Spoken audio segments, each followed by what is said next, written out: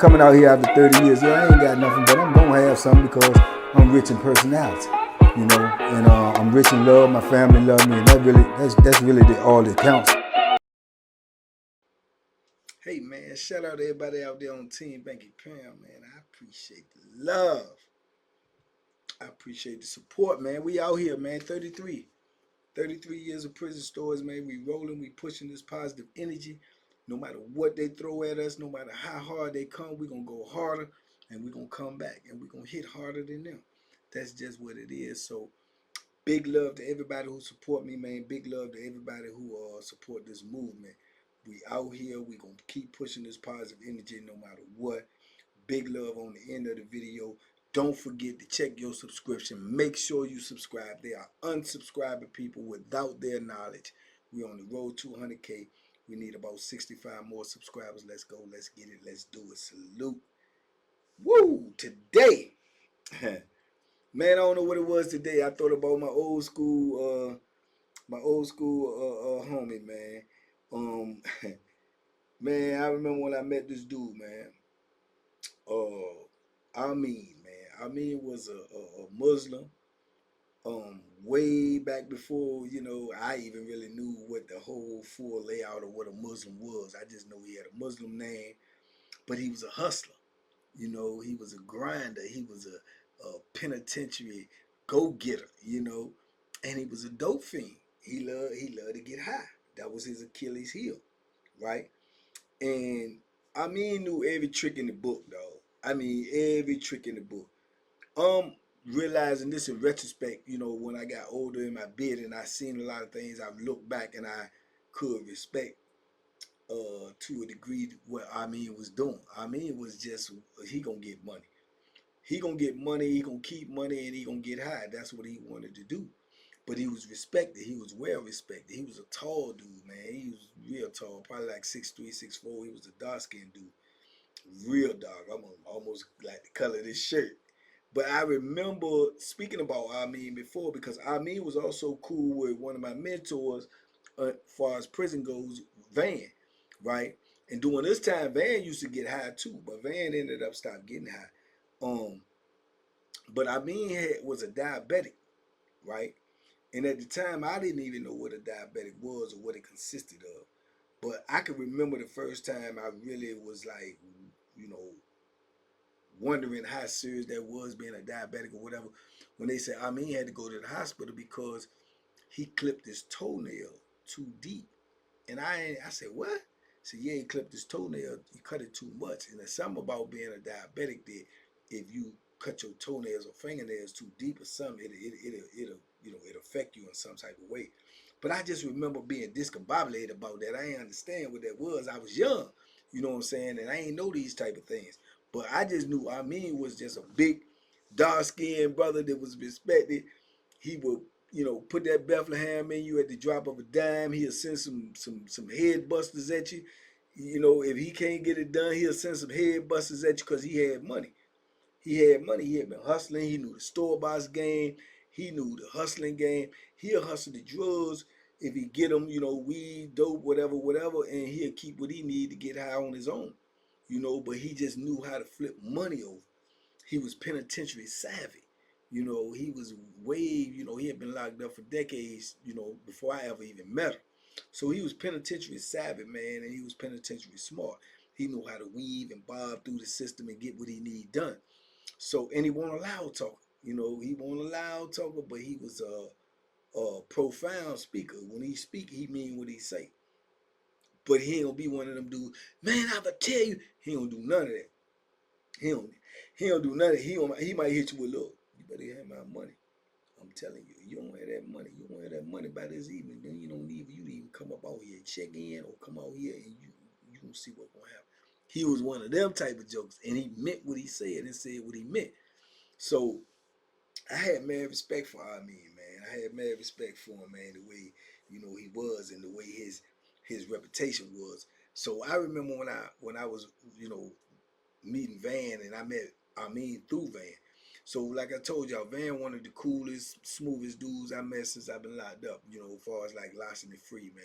He ain't gonna really come at you with no foolishness. He ain't gonna try to beat you, cheat you, flim flam, your skullduggery, none of that. He gonna come straight across the board.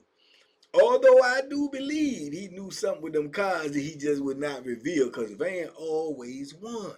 Always. And that's the law of average. That just ain't, nah. You know what I'm saying? It's not possible. But, you know, he never revealed that to me. But in any event, man, I mean, he used to do all that too. Run poker games, run dice games, run parlays, sell this, sell that. And he used to, dudes ain't had his money. He sent them head busters. He gonna take everything you got. You know what I'm saying? You owe, I mean, $50 and you late, don't pay that $50. I mean, gonna send some jokers and script your whole sale down. Yeah, you know what that means? Script your whole sale down. Take your TV, your radio, your clothes, your personal items, everything. He taking it all. You know what I'm saying? Your jewelry, he's taking it all. So that's the way he carried it. Cause he, like I say, he was a no nonsense dude. He had zero tolerance. And whatever he doing it. He running it, and he ain't taking no shorts. He ain't taking a penny short. You owe him $1, you can't give him 95 cents. You can't give him 99 cents. He want $1. He want $1. You know. So I remember at this time, man, I had I don't know what y'all might call it, but in the penitentiary we call it like a good lick. I had caught a good lick. I had you know, somebody that knew me when I was on the street that was cool with me, man, and then ran back into me, man, and they was just out there in the street living that type of life. That's, you know, that licensed life, that's called Douglas, selling drugs, this, that, and the third. And it was just, they hadn't heard from me in such a long time. And then when they did hear from me, man, they was like, man, hey, man, what you need, da, da, da, da, woo, woo, woo. And I was like, boom. So we knew somebody in common that was a CO there. So he said, man, I'm going to get him, man, tell him come holler at me, woo. So the CO went to holler at him, and they was sending me like, what little baby got that song called Pure Cocaine? Hey, they was sending me pure cocaine, man. They sent me like pure cocaine for like 3, 4, 5 weeks in a row. So this is a big commodity on penitentiary. I had never sold cocaine in my life. I really never had seen cocaine up personal. But they send some cocaine in there. I get the cocaine. I go to a dude that know about the cocaine. He showed me how to break it down, separate it, bag it up, and woo woo.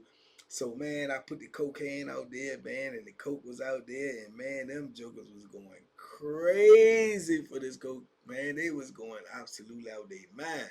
Now, man, you at the time, Van and Ameen was on that coke. That was their drug. So man, they coming at me spending money left and right, right?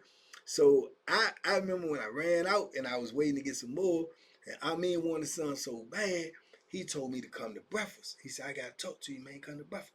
So I don't usually go over there. So I go to breakfast and meet Ameen. So I go up in the I go up in the just I meet her. So we sitting at the breakfast table and everything. So he was like, man, what's up, man?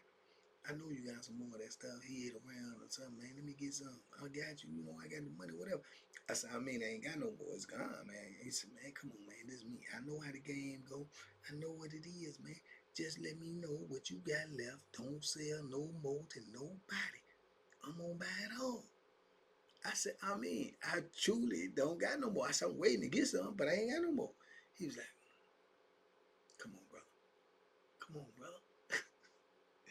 And I'm looking at him, but he's so sincere. He seriously believed that I like got a stash. He said, man, I know you heard we get ready to go on lock. You probably to put something away somewhere. I'm just letting you know I don't want to be on lock without none, man. What you need? What you need? Yeah, okay, you, all right, I get it. You one of them little young flashy dudes. I know what you like. I know what you like. So he digs in his pocket and pulls out a whole handful of jewelry, man. I'm talking about like diamond rings, gold rings, all this. He put them on the table, reach in the other pocket. He pull out some more rings and necklaces. We in the kitchen, in the chow hall. He lay out all this jewelry on the table. He said, what you want? What you want, man? I'm just trying to get mine, man. I ain't trying to be locked down without this stuff and that. I'm just trying to get it, man. What you want? Pick out what you want, man. Tell me, you know what I'm saying? I'll tell you what the price is, man. We work something out. I'm looking at the jewelry, right? And I'm like, go show whitey. I mean, it's balling. So I'm like, he said, that ain't nothing. I got some money. Pull out some cash. Right? So I'm like, man, I said, listen. I ain't got no more. That's my good word. I don't know if we'll go on lock or whatever. I said, but I do expect some to come. I said, when it come, I'm gonna come to you first. He said, you ain't got nothing? You ain't got nothing? I said, nah. He said, man, you don't never supposed to get rid of your last, man. Especially when you know we're going on lock. He said, you know the price go up on that stuff when you're going on lock. Come on, young blood, you got to be on top of your game, man. He said, then you got to pick your customers. You got to holler at dudes like me who you know always going to have money. I'm always going to have money. I'm going to always have money. I'm going to always be able to get what I want, and I want cocaine. You understand? So whenever you get it, and in fact, when you get it, you ain't even got to sell to nobody else. You could bring me the whole sack. I buy it all, put a price on it. All this stuff right here don't mean nothing to me. I done collected all this stuff from people late on their bills and stuff. But I love that coke, man. So when you get that, man, that coke you had was like that. You get some more of that, you bring it straight to Ameen. You hear me? I got you. I say gosh. Say gosh, man.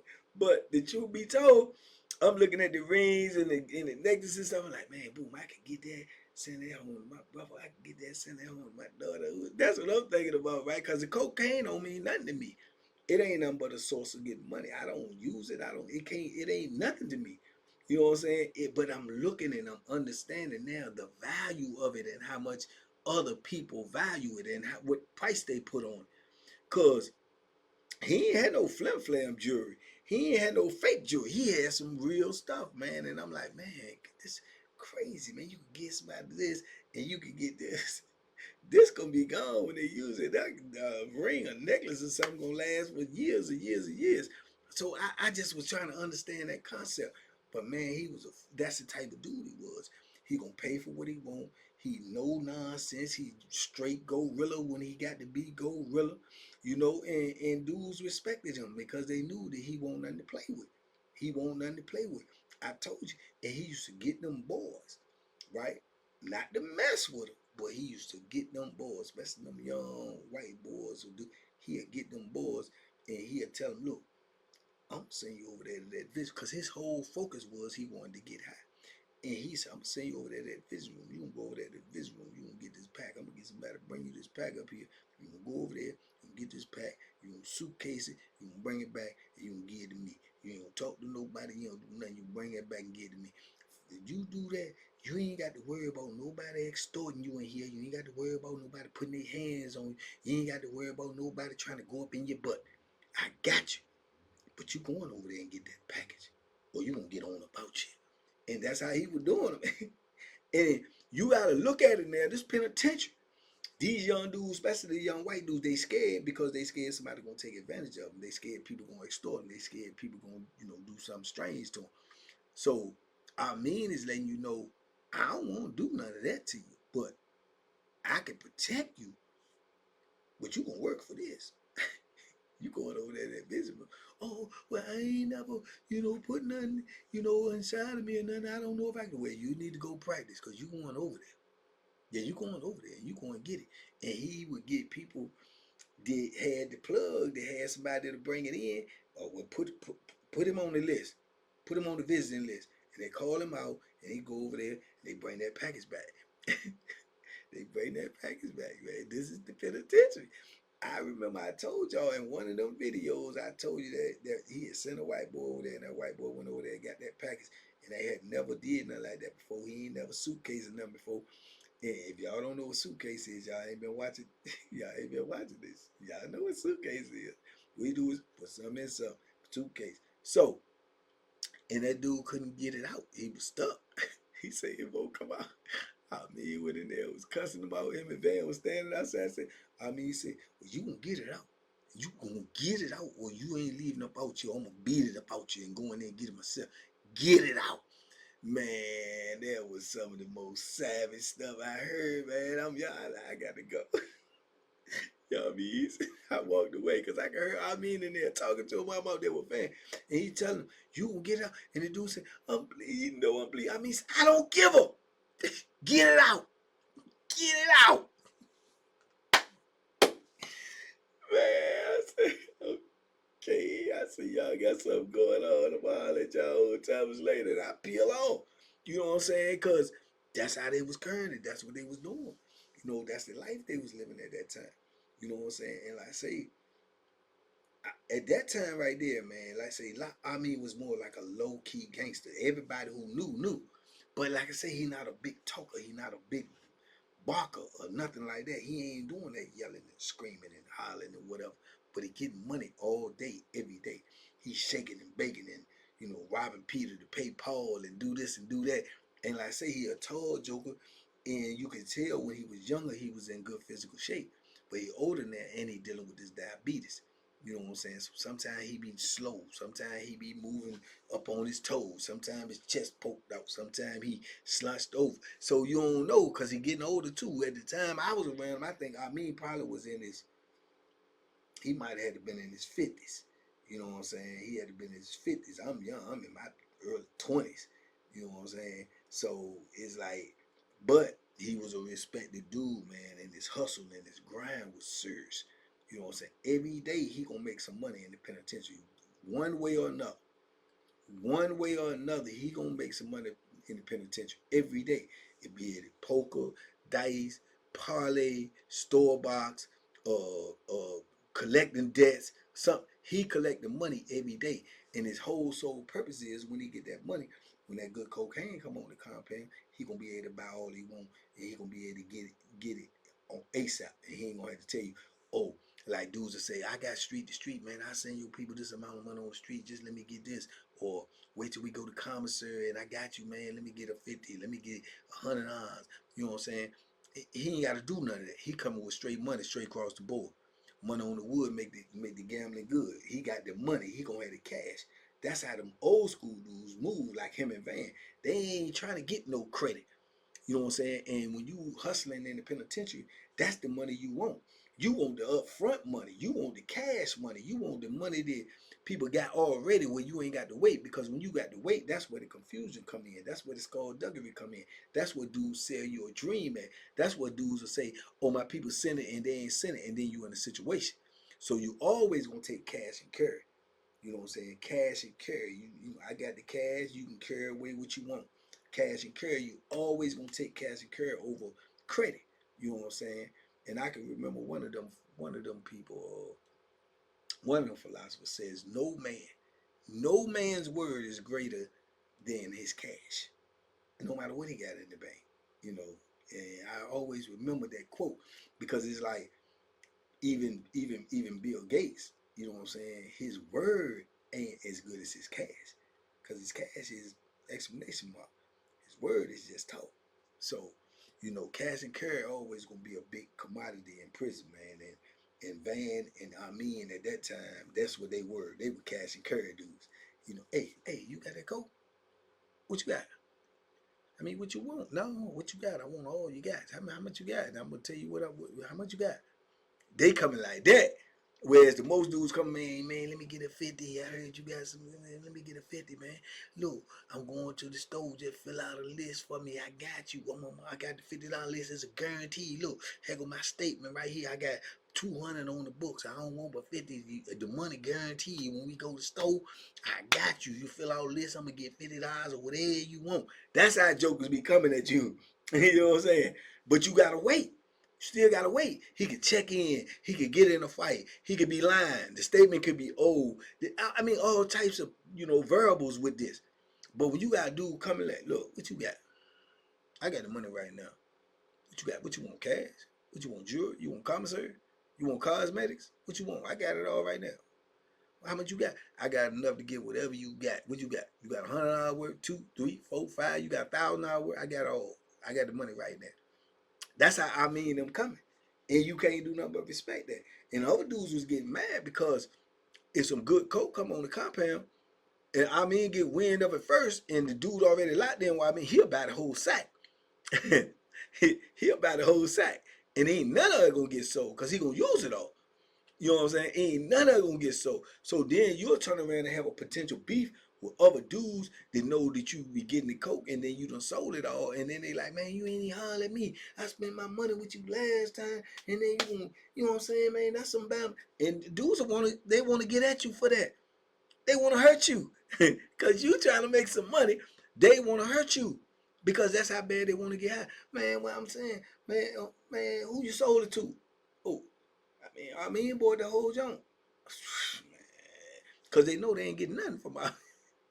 They ain't getting nothing from my. I mean, you can't even go to. I mean, man, let me buy some of that coke, man, that you got. What? Man, I mean, Vincent, man, you better get away from me, man. Better get away from me, dog. Yeah, man, hey, them head busters come. Ball game. That's the ball game, man. They ain't gonna do no playing, man. I mean, jokers on deck. Just gonna put some work in, and they ain't gonna be doing no playing. They ain't worrying about no charges, and they ain't worrying about none of that.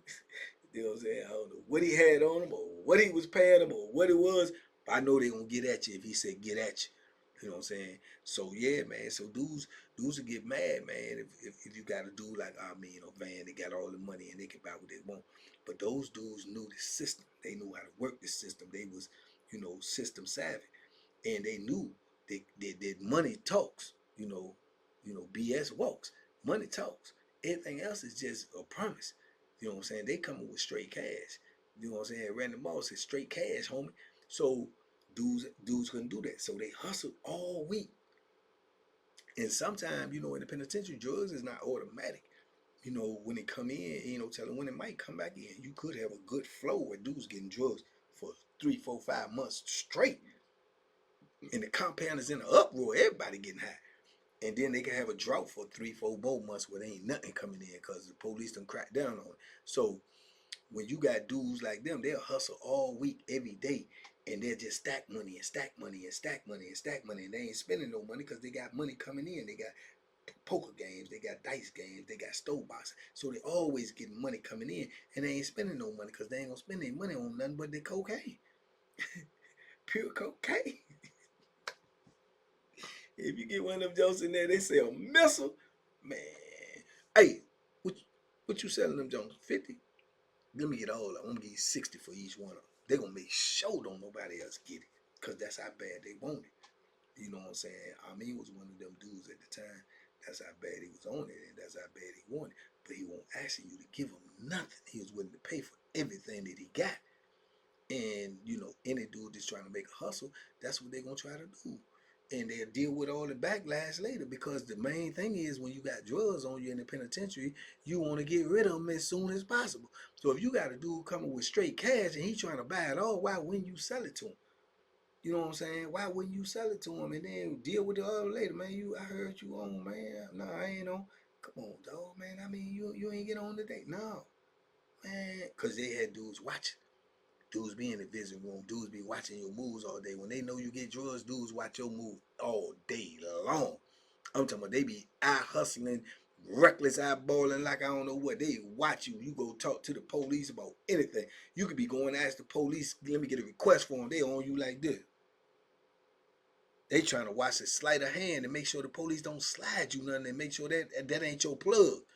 You go to that visiting room, they got somebody over there. They probably pay the picture man to watch you. Man, see if he gets something, man. See if he gets something. That's how bad them jokers be wanting to get high in prison when they gonna watch you like a hawk. Once they got your name on the radar that you got drugs, and if you got some drugs in there that was good, oh, you can rest assured they watch it. And that's where the problems come in there too, because then when you get to selling it to one person like Ameen or something like that, and dudes get jealous and they mad, and they'll drop the dime on you. Them be the ones that'll tell them. Them be the ones that'll set you up just because they can't get high, man. They'll set you up. Oh, I can't buy none. Okay, I got you. Yeah. They'll write the note, hey, he going over the visiting room. He be getting this, he be getting that. Oh, CO such and such be bringing them this. Watch them, they gonna bring them something. They be on it, man. Them hot Jeffro, Bodine, Hayden, Uncle Tom, boot licking jokers, man. They will get you just cause you in there trying to survive, just cause you in there getting some money, and they can't get it. They'll put them on you, man. But Ameen was hip to all of that, man, and he knew the game, man, and he knew what it take to get what he wanted. And I respected the fact that, whether you get high or not, you just respect the fact that he had a hustle and he ain't begging for nothing. And he ain't gonna ask nobody for nothing. Everything he want, he willing to pay for. And if he got to pay extra, he willing to pay extra, and he willing to pay it in cash. Not no wait till tomorrow. Not no I'm gonna get somebody to send you nothing. Whatever he wanted, he had the money to pay for. And that for that, man, I respected his hustle. You know what I'm saying? But eventually, man, I know the diabetes got real bad on him, man. I remember they had to amputate his leg. He was in medical for a long time, and then next thing you know, I heard they had to amputate his other leg. And man, you can only imagine how devastating that is, man. Come on, bro.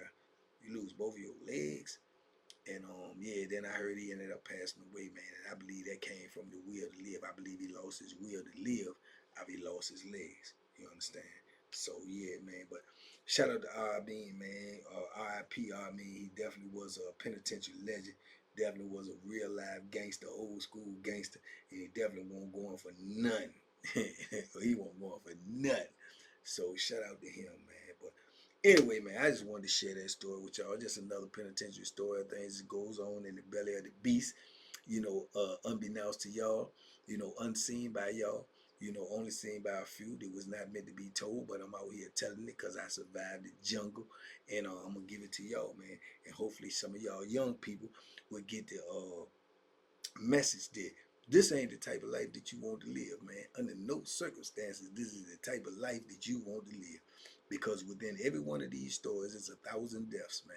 People dying here every day behind incidents just like this, behind misunderstandings, behind foolishness. Every day. It's just not posted in the newspaper. It's just not posted all across the internet. But it's happening every day in the penitentiary, man. So stay free. Stay out here. Stay on your grind. Make sure your grind is legal. And you can duck all of these problems, man. But in the meantime, in between time, man, make sure y'all go subscribe to Banky Pound 1932 as well as this Banky Pound Pure Deliciousness. Lock in. We're on the road to 100K. We're almost at 13K over here on Pure Deliciousness. Make sure you subscribe to both channels. Lock in. Rock with us. We out here pushing P. TBP Nation, stand up. Salute. I'll get at y'all in a minute. Y'all be careful. Be safe. Be smart. Make good decisions. Duck them hooks, man. They out there. And they meant to drag you in the penitentiary. And that ain't where you want to be. Salute.